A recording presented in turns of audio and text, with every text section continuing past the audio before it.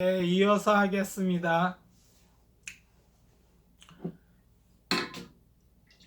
그 미성년자들은 어때요? 인격이 아직 형성이 다 된 게 아니죠.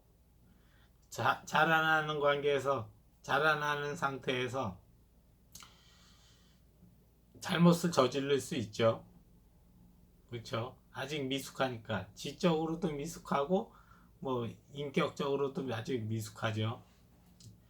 미성숙 단계니까 한때 잘못을 저지를 수 있어. 그렇죠?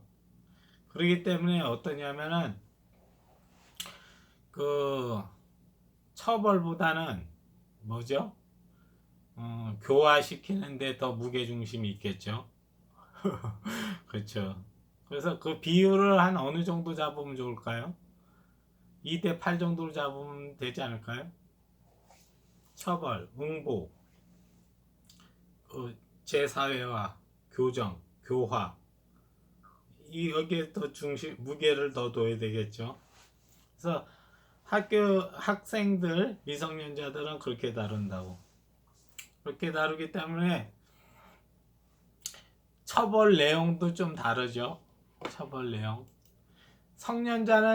성인들은 처벌을 어떻게 해요? 어떻게 해요?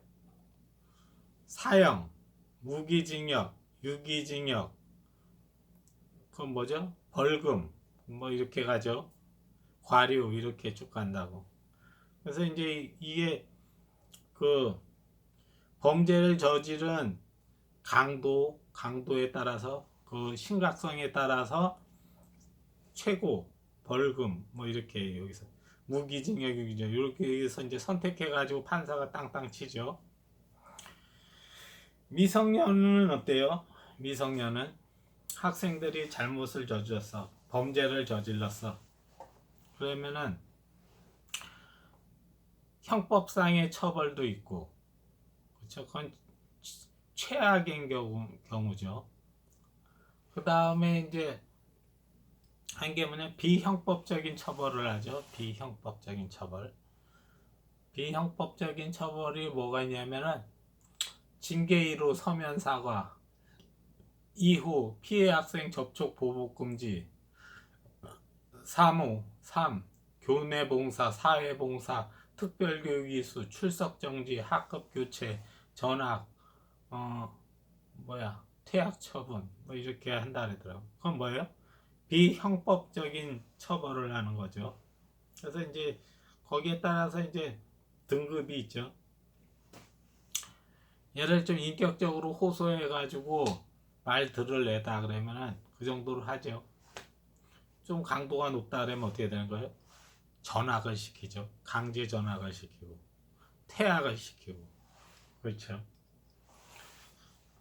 그것만으로 부족해 이러면은 진짜 죄질이 안 좋아 그러면 형사처벌이 들어가는 거예요. 그렇죠. 그렇게 짜여져 있어요. 성인하고 미성년자들은 이렇게 다르게 처리합니다. 그렇죠. 지금 그렇게 된다고. 그렇게 하는 이유도 설명을 했고, 그렇죠.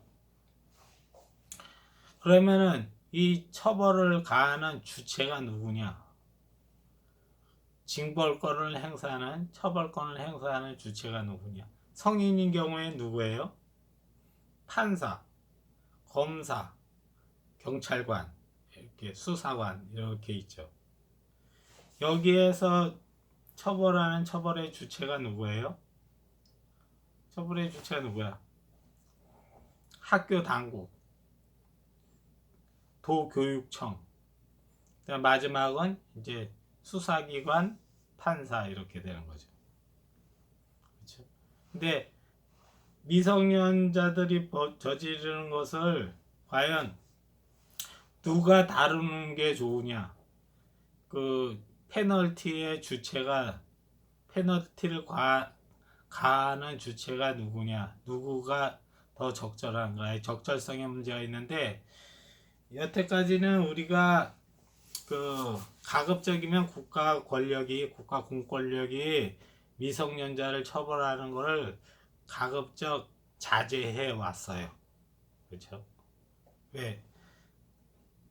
교육 차원에서 얼마든지 교화가 가능할 거라고 봤기 때문에 그렇죠. 그래서 아주 엄한 나쁜 재질이 아주 나쁜 경우에만 공권력이 들어가는 거죠. 그럼 여기에 있는 페널티를 가하는 주체가 그 교육자들이죠. 그 교육자 이제 학교 당국, 교육청, 학교 당국, 담임 교사, 그렇죠. 아니면 위원회, 그렇죠. 위원회. 근데 과거에는 그 페널티를 가하는 거기에 대한 권한을 전권을 누구한테 줬냐면은 담임 선생님한테 줬어. 담임 선생님한테. 근데 이제 이 담임 선생님들이 애들 그 처벌권을 담임 선생님한테 주니까 선생님이 좀 남용을 해. 그리고 공정하지 못한 방식으로 처리를 하고 사회적 물의를 일으켜. 그래서 담임 교사한테서 처벌권을 빼앗아서 누구한테 줬어요? 위원회한테 줬어. 위원회한테 줬어. 선생님 단독 담임 선생님한테 맡기니까 처벌이 3의 잘못을 했는데 30의 처벌을 가하고 막 이런 식으로 남용이 되는 거야. 선생님들이 자질이 있는 선생님이 있는가 하면 자질이 떨어지는 선생님도 있죠. 또 처벌을 빙자해서 뭐 성추행도 해. 성추행도 하고 막 애를 지나치게 과하게 처벌하거나 아니면은 비교육적 방법으로 처벌하고 그래요. 그래서 이제 담임 선생님한테 그 권한을 빼앗아 가지고 위원회한테 줬어요. 위원회한테. 요즘 어때요? 경찰하고 수사권을 누구한테 주느냐 그걸로 좀 얘기가 많죠. 그런 것처럼 담임 선생님이 정권을 갖고 있었거든 과거에는. 근데 그것을 빼앗아서 위원회에다 줬어. 그래서 학교폭력위원회 이래가지고 거기서 처리한다 그러더라고요. 그렇죠? 근데 처리하는 데는 이제 등급에 따라서 1등급, 2등급, 3등급, 4등급, 5등급 뭐 이렇게 해가지고 아주 재질이 나쁘면은 이제 형사처벌까지 가는 거죠. 그렇게 했다 하더라고. 근데 너무 교화에만 중점을 두니까 어떤 현상이 일어나요? 응보, 교화인데 교화에만 중점을 두고 하니까 처벌이 너무 물러. 그래서 솜방망이 처벌이 돼. 그러면 어떻게 되냐면 가해자가 자기 잘못을 뉘우치지 않아. 가해 학생의 부모도 자기 잘못을 뉘우치지 않아. 자기 아들이 학교 가가지고 같은 반 친구를 때렸단 말이야. 그러면은 가해 학생 부모도 책임을 통감하고 사과하고 피해 학생 부모한테 사과하고 뭐 이렇게 금전적인 배상도 해야 되잖아요. 했는데 얘가 뭐 팔이 부러졌다, 갈비뼈가 부러졌다 해. 그럼 금전적인 배상을 해야지. 그렇잖아요. 근데 학교폭력위원회가 어때요? 그거를 잘 처리를 해주면 되는데 좀 잘 처리를 못하면은 피해 학생과 피해 학생 부모님이 불만을 제기하죠. 아니 저놈이 우리 애를 때려가지고 이빨을 2개를 부러뜨렸는데 전혀 반성하는 기색이 없고 걔네 부모도 와가지고 아예 애들끼리 좀 싸우다 보면 갈비뼈도 좀 부러지고 그러는 거지 뭐 그런 거 가지고선 자꾸 시끄럽게 하느냐 뭐 이런 식으로 적반하장식으로 나오는 경우가 있잖아요. 아베처럼 그 자기 잘못을 잘 인정 안 하려는 사람이잖아요. 반성하지 않고 사과하지 않아. 그러니까 그런 문제가 있으면은 어떡하느냐 뭐 이제 그런 얘기가 좀 많이 나오더라고요. 그렇죠?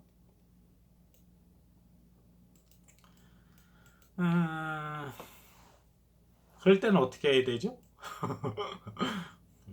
처벌이 너무 물러. 처벌이 너무 물러가지고 그 가해 학생하고 부모가 오히려 당당해. 오히려 때린 걸 자랑스럽게 여겨. 그럼 어떻게 되는 거예요? 피해 학생하고 피해 학생 부모는 억장이 무너지죠. 그런 경우는 어떻게 해야 될까요? 그런 걸 우리 좀 고민해 볼 필요가 있죠. 그럼 이제 어떤 아이디어가 나올 수 있느냐 하면은 가해 학생하고 가해 부모가 당당해. 반성하지도 않고. 그러면은 피해 학생하고 피해 부모가 징계를 요구할 수 있는 권한을 주면 좋지 않을까요? 가해 학생이 당당하게 나오고 사과하지도 않는다. 법이 너무 처벌이 너무 물러가지고 아주 콧방귀를 끼고 있다 이러면 어떻게 되는 거예요? 그러니까 얘를 좀 처벌해 주세요 이렇게. 그럴 수 있잖아요. 그런 제도를 도입한다든가. 도입할 필요도 없이 어떤 거예요? 옛날에 내가 그런 얘기를 했는데 이 가해 학생이 절대로 사과 안 해. 뭐 금전적 배상도 안 해. 그럼 어떻게 해요? 학교폭력위원회로 갈 필요 없이 경찰서로 가면 돼. 경찰서로. 경찰서로 가면 어때요? 경찰서에서 수사를 하거든. 그걸 막을 수 있는 길은 없어요. 왜 막을 수 없냐면은 그 재판을 받을 권리가 있어서 그래. 우리나라 헌법에는 그 어느 누구도 재판을 받을 권리를 침해하지 못해. 그게 국민의 기본권이기 때문에 그래. 그래서 피해 학생하고 피해 부모는 학교폭력위원회에서 너무 처벌이 무르고 가해 학생이 전혀 반성의 기미가 없어 그러면은 재판받을 권리를 행사하면 돼. 재판받을 권리. 그 얘를 처벌해 주세요 이렇게. 그게 이제 헌재 판례에도 나와요. 형사 재판을 해가지고 얘가 도저히 말 듣지 않는 애다. 사과하지 않는다. 반성하지 않는다. 그래서 나는 국가 공권력의 힘을 빌리겠다 이렇게 하면은 되잖아. 그렇잖아요. 그렇죠. 근데 그것은 어때요? 아주 그 특별한 케이스인 경우에는 그러는 거죠. 가급적 공권력이 들어가지 않는 선에서 해결 보는 게 좋다고. 예, 미성년의 문제는, 미성년의 범죄는. 그렇죠. 근데 그렇게까지 반성하지 않는다면은 그러면 특단의 대책을 강구하는 수밖에 없지. 그렇죠. 그리고 또 하나는 뭐냐면 이 가해 학생이 범죄 성향이 강해 그러면은 거기에 대한 치료가 들어가야 되죠. 치료. 그 치료에 문제가 있어. 교정에 문제가 있다고. 얘를 어떻게 교정시킬 것인가. 이제 그런 문제도 좀 연구를 해봐야 되고. 그 한때 순간의 감정을 참지 못해서 때렸다. 이거는 우발 범죄잖아요. 우발 범죄 같은 경우에는 뭐 이렇게 잘하면 교정이 된다고. 근데 이제 계획 범죄인 경우 있죠. 아주 집요하게 계획적으로 상습적으로 괴롭혀. 그건 죄질이 아주 안 좋은 거잖아요. 죄질이 안 좋은 경우는 어때요? 벌과 그 교정하는 방법이 좀 굉장히 엄하게 들어가야 되는 거라고. 그런 사건이죠. 그래서 이렇게 단계별로 이렇게 해가지고 이런 순으로 첫 번째 이거 해보고 이거 해보고요. 그렇잖아요. 항생제를 좀 약하게 써봤다. 좀 더 강하게. 강도를 높이는 것처럼 처벌도 그렇게 올라가는 거라고. 근데 과거에는 선생님이 체벌권이 있었어. 선생님한테 체벌권이 있으면 담임 선생님 선에서 학교 폭력을 컨트롤할 수 있다고 본 거예요. 과거에는. 미국 같은 경우에는 체벌권이 있잖아요. 근데 체벌이라는 것이 반인권적이다 그래가지고 한 게 뭐냐면 체벌은 금지한다 해서 지금은 우리나라가 어떻게 돼 있냐면은 담임 선생님의 체벌권을 빼앗아 버렸어. 그렇죠? 빼앗아 버리고 그 대신 뭐가 된 거예요? 가해 학생이 피해 학생을 이걸 하는데 과거에는 체벌권으로 다 이런 걸 다스렸거든. 근데 이 체벌권을 주니까 선생님이 그 체벌권을 남용하고 부정한 방법으로 사용해. 그래가지고 체벌권을 뺏었고 없애버렸다 그랬죠. 그래서 이제 도입된 게 뭐냐면 교내 경찰관 제도를 넣었어요. 그래서 교내 이제 경찰관이 상주해서 그런 사건이 있으면 경찰관이 출동해서 제지시키고 그러죠. 그렇죠. 근데 여러분 체벌권에 대해서 어떻게 생각하세요? 학교에 다니면서. 그게 나름대로 그 당시에는 합리적인 이유가 있었다고. 왜냐면은 체벌이 굉장히 효과적이래서 그래.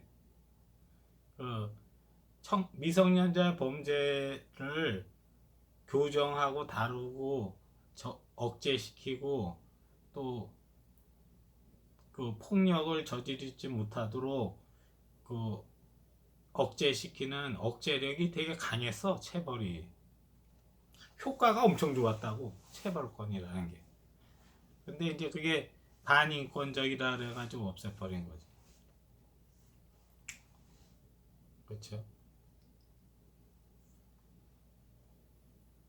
반인권적이라. 왜 체벌권이 효과적일까요? 그건 왜 그러냐면은 미성년자 애들이 대부분 학교 폭력을 저지르는 것이 뭐냐면은 두 가지 이유 때문에 그래. 두 가지. 첫 번째는 뭐냐면 학생이 애를 괴롭히면서 쾌락을 느껴. 큰 즐거움을 느껴. 남 괴롭히는 걸 좋아하는 애들이 있거든요. 그런 경우가 있고 또 하나는 뭐냐면 자기가 하는 짓이 그렇게 나쁜 행동인 줄 모르고 하는 경우가 있어. 나는 장난으로 한 건데 얘는 장난이 아니었어.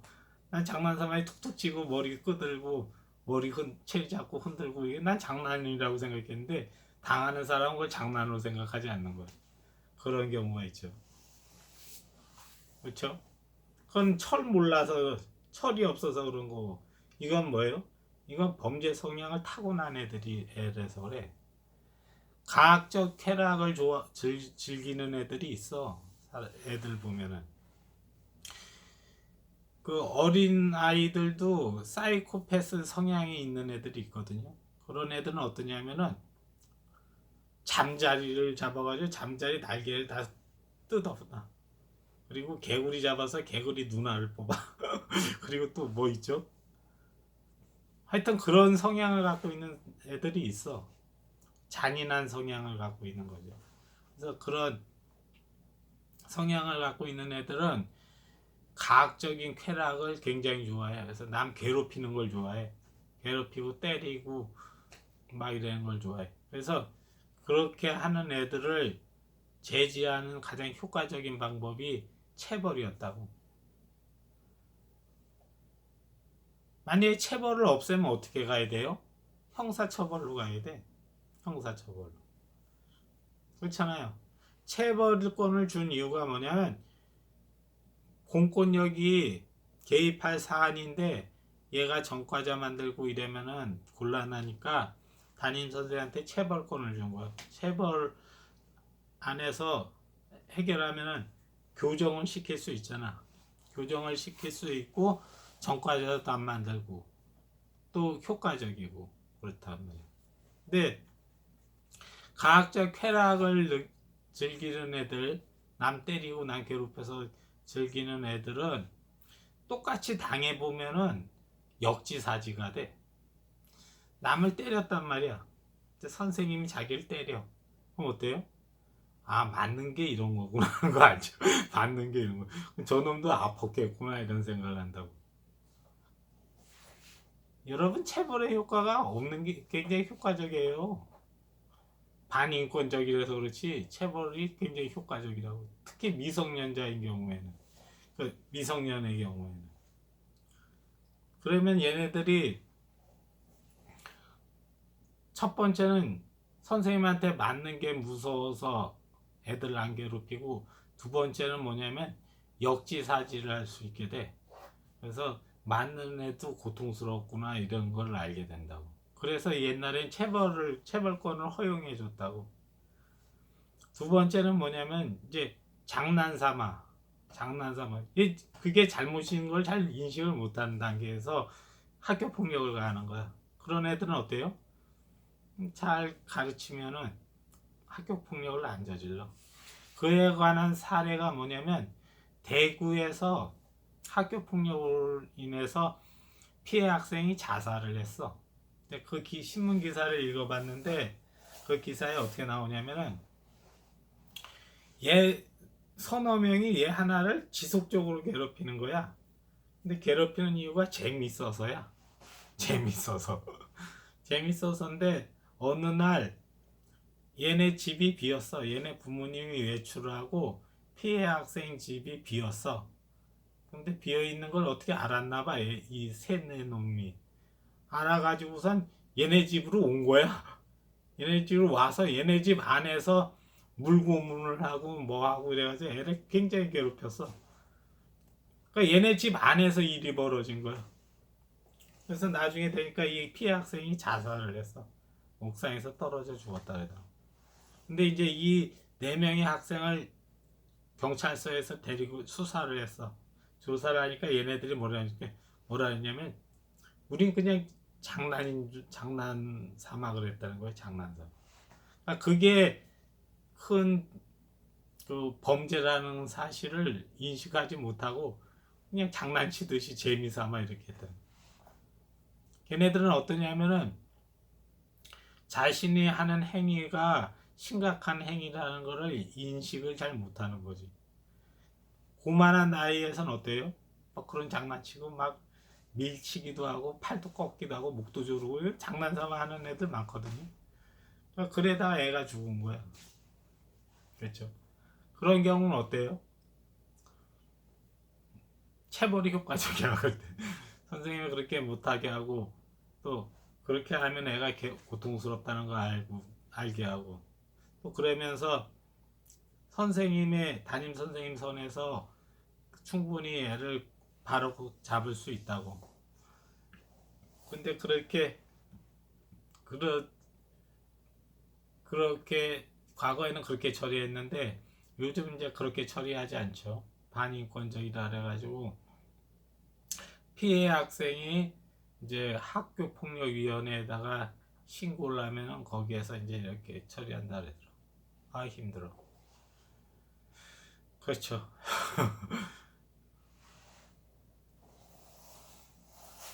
그렇죠. 네.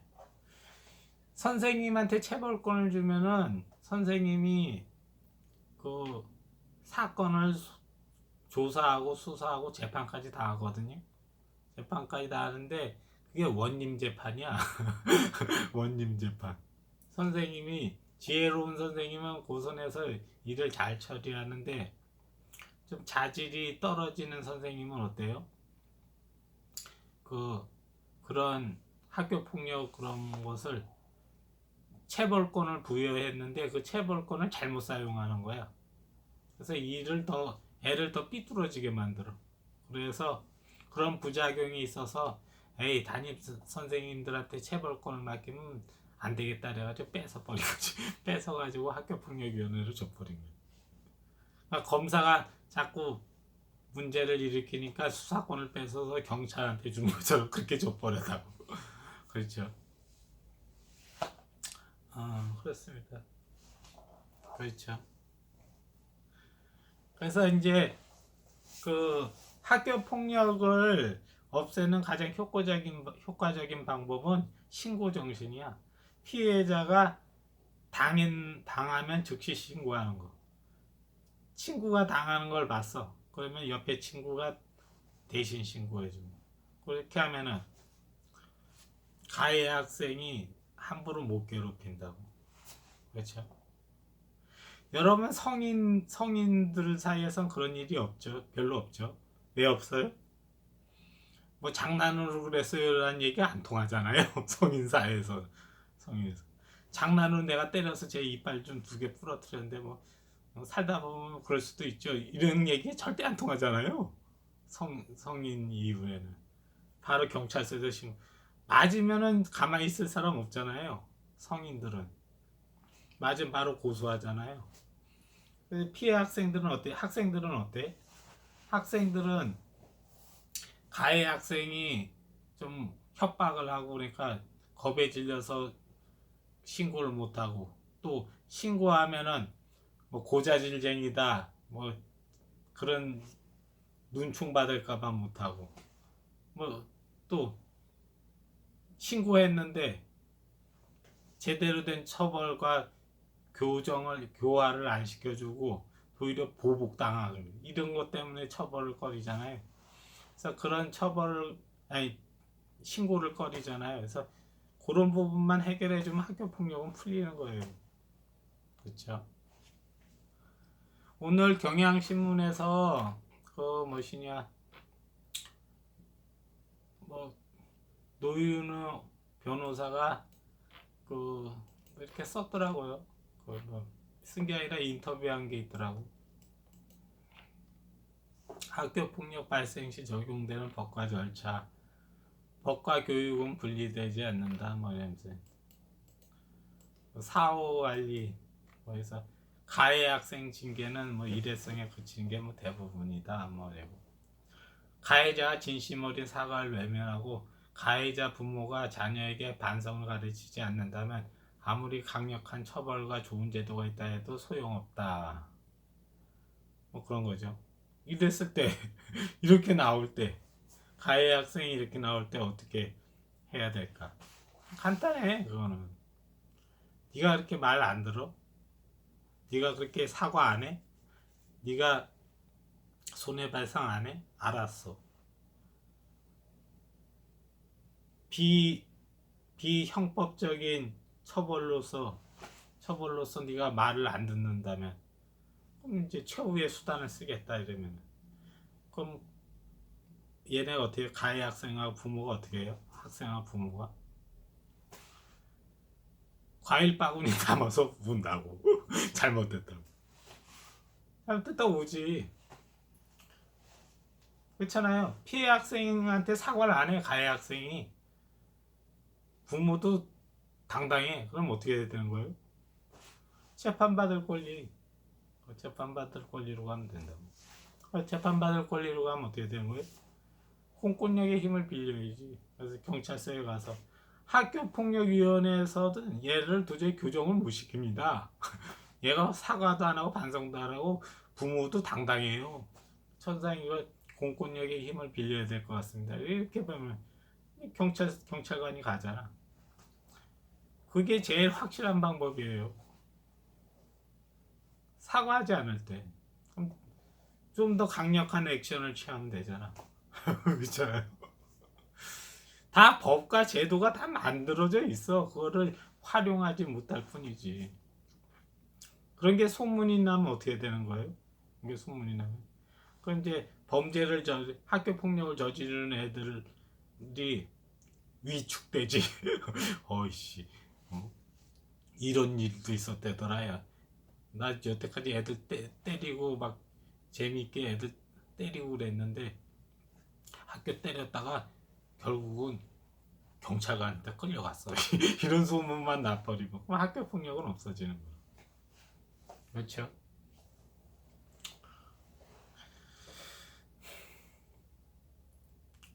미성년자들한테 그 공권력이 자제하는 이유가 뭐예요? 교정 가능성이 있으니까 교화 가능성이 크다고 보니까 자제를 공권력이 투입되는 거를 자제했는데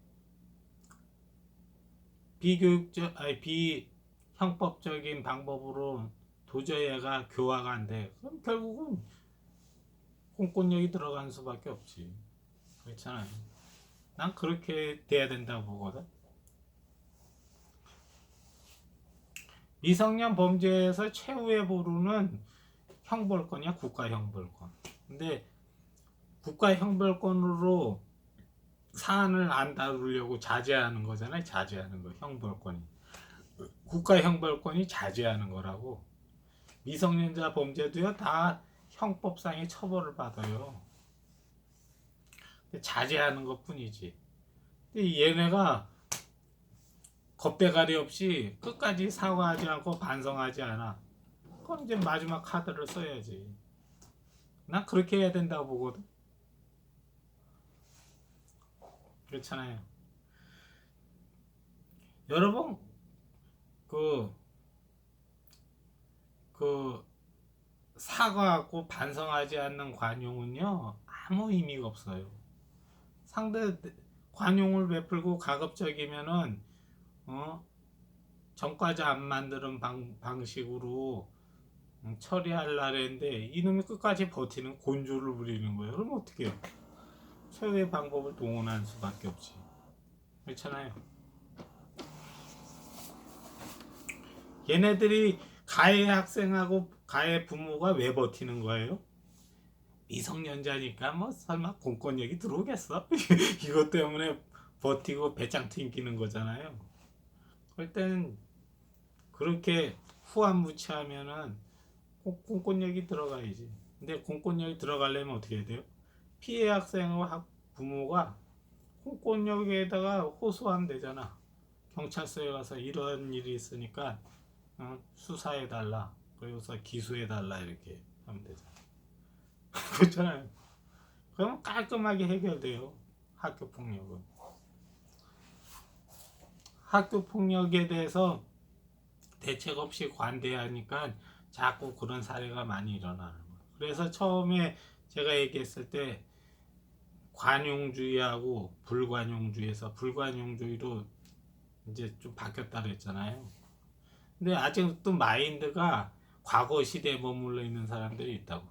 뭐 애들끼리 싸운 건데, 애들끼리 뭐 툭탁거린 건데, 그거 가지고서 무슨 학교폭력 위원회를 열고 공권력이 들어오고 그러냐, 뭐 변호사가 웬 말이냐, 뭐 이런 식으로. 그건 네 아들이